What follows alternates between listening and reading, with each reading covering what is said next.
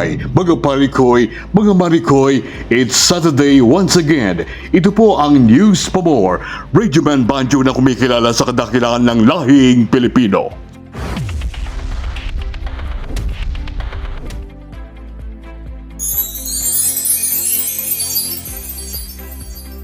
Nitong March 24, nagkaroon ng oath-taking ceremony sa mga newly appointed members of parliament, ang Bangsamoro Transition Authority sa Palasyo ng Malacanang.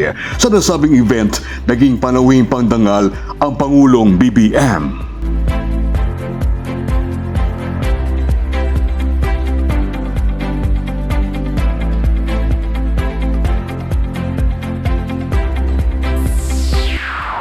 To my fellow government workers in the Bangsamoro, you pledge to uphold the trust of your constituents.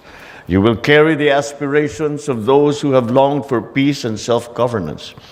You will be instrumental to create a future built by and for the Bangsamoro people. Nakataya ang inyong mga pangalan at ang pag-asa ng ating mga kababayan sa inyong sinumpaang tungkulin. Huwag nating makakalimutan na inyong tungkulin ay para sa isang mas makatarungan at mas maunlad na Bangsamoro.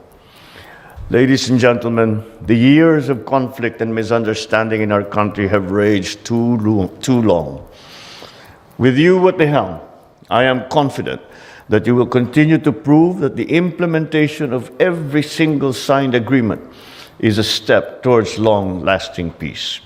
Naway sa bawat tungkulin na ating ginagampanan, lagi nating isa sa buhay ang taglay ng mga katangian ng bagong Pilipino.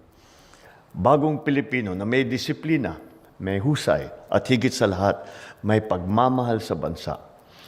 And so as the night falls upon us, I am reminded of what the Prophet Muhammad, peace be upon him, once said. The best of people are those who are most beneficial to other people. As a public servant, I am moved by these words. They resonate with me. They resonate with me because they capture the true essence of public service, that serving our fellow Filipinos must be done with integrity, but also with kindness. It reminds us that our small acts of benevolence can help dismantle the barriers that divide us as a nation. So on this beautiful afternoon, we take heart that after fasting, there will always be a bountiful meal shared amongst brothers and sisters. After the hunger and the thirst, there will be fulfillment. And after the chaos, there will be peace and progress, so long as we work together as one. Shukran and wassalam, mabuhay ang Bangsamoro at mabuhay ang bagong Pilipinas.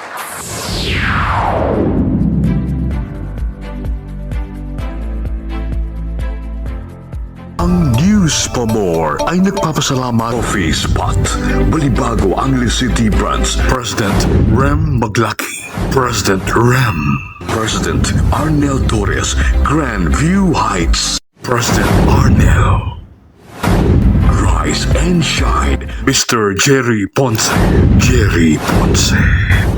AIM Church Babika, Pastor Jule Mione, Pastor Jule, God's Beloved Church, Bagalang Pampanga, Pastor Joel Cunanan, Pastor Joel, Vice Mayor BJ Lagman, Vice Mayor BJ, Retired U.S. Navy Ron Espiritu, U.S. Navy Ron,